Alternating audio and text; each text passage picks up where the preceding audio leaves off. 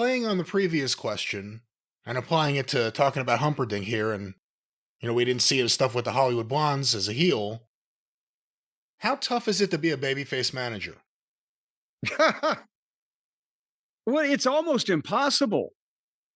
And that's the rib is think of, great babyface managers in history is like, who, where, when.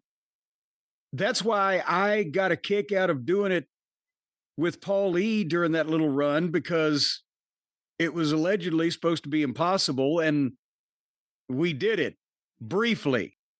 But then I realized, oh God, once that I didn't have Heyman across the ring from me, I got to be a fucking heel again as quickly as possible, because you especially can't be a babyface manager unless there's somebody in the other corner, unless your nemesis is over there as well. If you're just, Arnold Skoland with Bruno or Pedro or Backlund or whatever the fuck wasn't really a man. He was a manager in name only. Can you think Paul Ellering with the Road Warriors? But Paul didn't serve the purpose of a manager. He was more like one of the team, but he was the guy on the floor just to keep the third guy on the other side, neutralized. Yeah, he did nothing. He did nothing as a manager.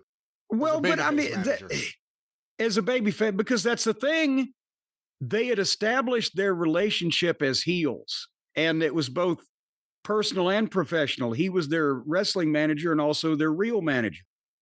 But they were a trio from being heels. When they switched babyface, Paul had less to do because you couldn't do that much as a babyface manager. But they still fit with each other because that was the group. And it wasn't like Paul was saying, oh, and I'm also going to take on the new breed or whatever. It was specific to that combination. So Paul worked there, but just as managing anybody, no, he wouldn't have been good as a baby face. It's almost impossible. Yeah, there's Strangler Lewis, who was blind babyface manager. There was Jose Lothario, who really, didn't do much. But that wasn't his role. That was supposed to be for the whole San Antonio hometown angle, which Sean nullified and didn't want to do the thing with Jose to begin with. Strangler Lewis was, bless him, a favor job for Fez, but based on Lewis could get press when the newspaper still remembered him as being legit and a big major star. He could get press for the NWA in the 50s, whereas they wouldn't take him seriously without it. But again, as a manager in the modern era sense of performing, there's just no need for a babyface manager unless it's to counteract the heels manager, second corner person, whatever.